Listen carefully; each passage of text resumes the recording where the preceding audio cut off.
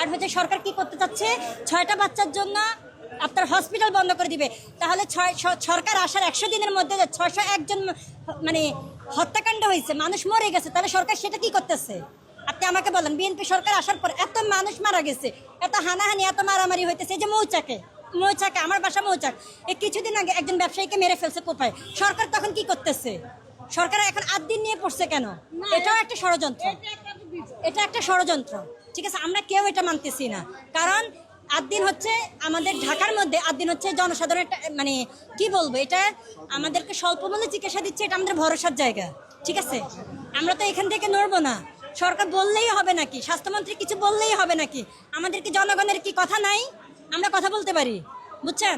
সরকার নিজের জায়গাগুলো ঠিক করুক। উনি ক্ষমতায় আসার পর কত মানুষ মারা গেছে, হানাহানি বিএনপি কি কম করতেছে? বিএনপির ছেলের পেলেরা এই যে মৌচাকে মানুষ মেরে ফেলছে ওই দিন ব্যবসায়ী, এই যে 601 জন মানুষকে হত্যা করা হয়েছে, ওদের বিচার কই? আপনি এখন যে এই যে 6টা বাচ্চা নিয়ে পড়েছেন, আমরা 6টা বাচ্চা মারা গেছে, আমরা খুব ব্যথিত।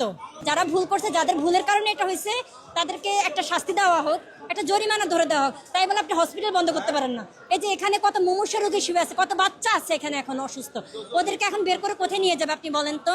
এই যে এখানে একটা জাকাত ফান্ডের ব্যবস্থা করা আছে গরিব মানুষের জন্য, গরিব মানুষগুলো এখানে ছুটে আসে শুধু জাকাত ফান্ডের কারণে। এখান থেকে তাদেরকে এত কমে চিকিৎসা দেওয়া হয়। এই যে একটু আগে একটা আঙ্কেল বলছে ওনার বাচ্চা হয়েছে, ফ্রি ডেলিভারিতে হয়েছে, উনি গরিব, কিন্তু ওনার থেকে কোনো টাকাই নেওয়া হয়নি।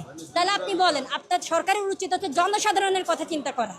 ঠিক আছে, আর কিচ্ছু না। যদি সরকার সব ঠিক করতে চায়, সরকারকে বলেন তার যে মূল জায়গাগুলো ওগুলো ঠিক করতে, বুঝছেন? 8 দিনের লাইসেন্স বাতিল করতে আসতে বলিয়েন না।